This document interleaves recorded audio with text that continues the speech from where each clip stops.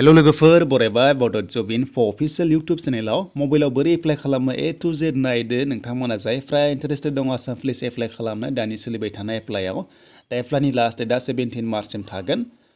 दा जोङो बे हम पेजाव फैनानै जोङो अनलाइन एप्लिकेसन पर्टेल बेयाव थुनांगौ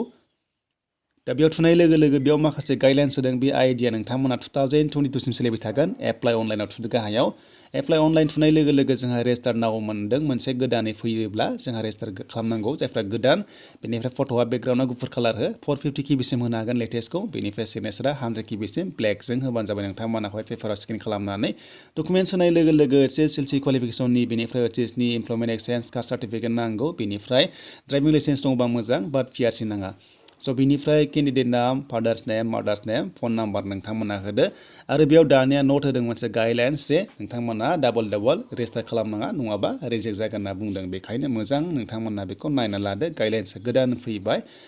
स' बिनिफ्राय एमप्लयमेन्ट एक्सेस नाम्बाराथ' नांथारगौ बिनिफ्राय हाइस्ट क्वालिफिकेसन नोंनि बेखौ होदो बेयाव बासिनानै नोङो जि फरायनाय बांसिन बेखौ होदो बिनिफ्राय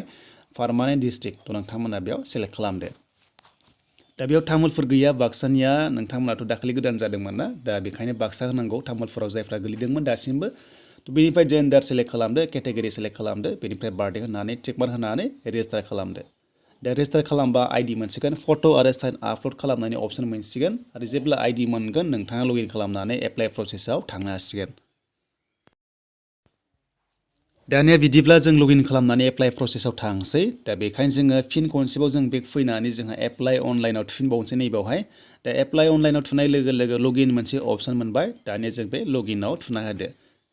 दा लगइनाव थुनाय लोगो लोगो रेजिस्टार फन नाम्बार बेनिफ्राय बार्थडे होनानै जोंहा लगइन खालामनांगौ आरो होमबानो जोंहा नोंनि प्रफाइला फैसिगोन बा नोंथांमोननि प्रफाइला फैनानै नों जि पस्टआव इलिजिबल जायो बेयावनो एप्लाइ खालामनो हायो बे आसाम पुलिसाव 2022 सिम बेसेबांनो पस्ट ओंखारबाय थागोन बे मोनसे आइडिजोंनो नोङो एप्लाइखौ खालामबाय थानो हागोन जिंगासिनांगौ गैया बेखायनो जोंहा लगइन खालामनानैल' एप्लाइ मोनसे अपसन ओंखारो जों बेखौ नायनांगौ गाहायाव दा बेयाव नोंनि प्रफाइला श' जाजोबगोन नोंनि गासैबो नाम डिटेल्स गासैबो बेयाव नोंथांनि श' जागोन बेनिफ्राय लग आउट मोनसे दङ गोजा कालाराव बेयाव थुबा लग आउट खालामनो हायो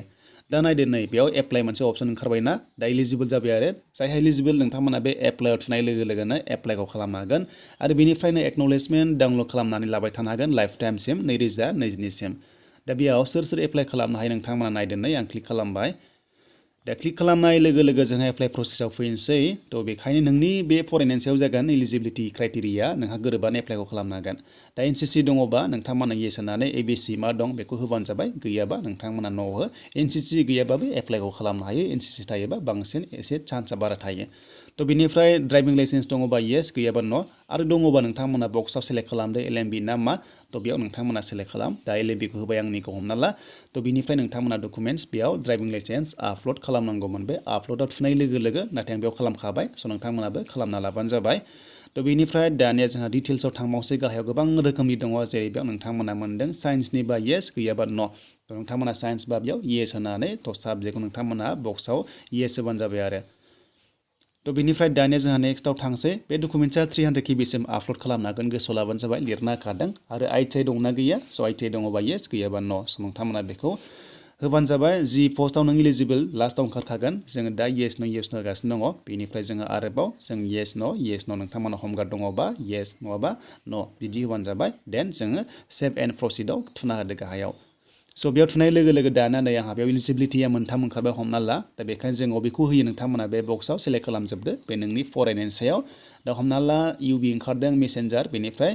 राइडार ओंखारदों मानोना ड्राइभिं लाइसेन्स दङ नालाय बेनिफ्राय सेभ एन्ड प्रसिडआव थुनाय लोगो लोगो दानिया प्रिफारेन्सआ नोंथाङा बबेखौ सिगांसिन साख्रि लानो गोसो बेयाव होनो हायो आरो दा हमना ला आङो बेयाव होनोसै थ' जों मेसेन्जाराव होनोसै बेनिफ्राय जों राइडाराव होनोसै थ' बेनिफ्राय जों आरोबाव इउबिआव होनोसै थ' आं मोनथाम सेलेक्ट खालामबाय मानोना मोनथाम इलिजिबल जाबाय बे नोंनि सायाव एन्ड सेभ एन्ड प्रसिडआव जोङो थांनो हासिगोन थुना बावदो बे गाहायाव स' बे गाहायाव थुनाय लोगो लोगो जोंहा नेक्स्टआव जोंहा लडिं जागासिनो दङ दा जोंहा डकुमेन्ट्सआ अलरेडि आपल'ड खालामखानाय दङ मानोना जोङो सिगां एप्लाइ खालामखाबाय नालाय थ' बेयाव जोङो चेन्जबो खालामनो हायो गोसो दङब्ला चेन्ज खालामनो हायो आरो भिउआव थुनाय लोगो लोगो भिउ खालामनो हायो नायनो हायो आरो बेयाव गासैबो ओंखारजोब्बाय एमप्लयमेन्ट एक्सचेन्ज ओंखारबाय फट' सिगनेचार बेनिफ्राय एज प्रुफ ओंखारबाय कास्ट सार्टिफिकेट ओंखारबाय पिआरसि बेयाव नांलाया स' बेयाव नायफिनजोबदो नोंनि गासैबो डिटेल्सखौ बेयाव नोंनि नाम एड्रेस गासैबो ओंखारजोब्बाय दा जायफोरा सिगाङाव जुदि एप्लाइ खालामखादोंमोन बा जायखिजाया एप्लाइ खालामखादोंमोन बेयाव नोंनि गासैबो डिटेल्सआ हाबजोबखायो नालाय ओंखायनो जोबोर इजि प्रसेसआव थांनो हायो आरो जायफ्रा गोदान जास्ट नोंथांमोनाबो डकुमेन्टसल' आपल'ड खालामनांगौ दा सेभ एन्ड प्रसिडआव जोङो थुनाय लोगो लोगो जोंहा माखासे प्रिभिउ मोनसे अप्सन मोनो बे प्रिभिउआव जोबोर इम्परटेन्ट नोंनि गासैबो डिटेल्सआ ओंखारफिनजोबो बेखायनो मोजाङै नाय दा गासैबो अके जाबासो फाइनाल साबमिट खालाम दा बेखायनो जोङो सेभ एन्ड प्रिभिउआव थुनाय लोगो लोगो जोंहा गासैबो श' जागोन आरो नोङो मा फिल खालामखो दा हमना ला आं बेयाव थुनैसो फैदो गोबाव खालामा जों गासैबो डिटेल्सखौ नायफिनजोबसै दा बेयाव जोङो सेभ एन्ड प्रिभिउआव होनाय लोगो लोगो प्रिभिउ नोंनि फर्मा एप्लिकेसना गासैबो डिटेल्सआ बेयाव श' जाजोबगोन दा आं एसे बेयाव ब्लार खालामबाय मानोना माखासे प्राइभासिनि खोथा थायो दा इउटुबनि माखासे गाइडलाइन्स दङ गुबुननि एड्रेस एन्ड फट'खौ सेयार खालामनो होआ जुदि खालामबायोब्ला थ' माखासे कमिउनिटि माखासे गाइडलाइन्स थायोथ' बेखायनो स्ट्राइक हरजानो गिनांगौ दा जोंहा इउटुब चेनेला एसे प्रब्लेम जानो नागिरो दा बेखायनो आं बेयाव फल' खालामनानै ब्लार खालामबाय जाहाथे नोंथांमोना गाज्रि मोना आरो नोंथांमोना लास्टआव मोनसे कनफार्म मोनगोन बे कनफार्माव थुनाय लोगो लोगोनो फाइनाल साबमिट खालामनो हागोन आरो जुदि खालामबा इडिट खालामनो हाया बेखायनो येस नोंथांमोना होनो हागोन कनफार्म खालामनो हागोन गासिबो अकेबासो दा बे आं कनफार्म खालामबाय अके खालामबाय थ' जोंहा फाइनाल फर्मा जोंहा जासिगोन आरो नै बेबायदि ओंखारबाय बियो फाइनाल फर्मा एक्सेप्ट जाबाय दा लोगोफोर बेखिनियानोसैमोन नोंथांमोना स्टेप बाय स्टेप नायनानै फल' खालामनानै एप्लाइखौ खालामदो आरो लास्ट डेटआ 17 मार्चसिम थागोन बारा गोबाव गैया थ' आसा खालामो लोगोफोर भिडिअ नायनानै मोजां मोनदोंबा लाइक कमेन्ट शेयार आरो आसा खालामो नोंथांमोना चेनेलाव गोदानै फैदोंब्ला साबस्क्राइब खालामनानै लानो हागोन आरो नोंथांमोना एक्न'लेजमेन्टखौ लाइफ टाइम बेनिफ्रायनो लगइन खालामनानै डाउनलड खालामनानै लाबाय थानो हागोन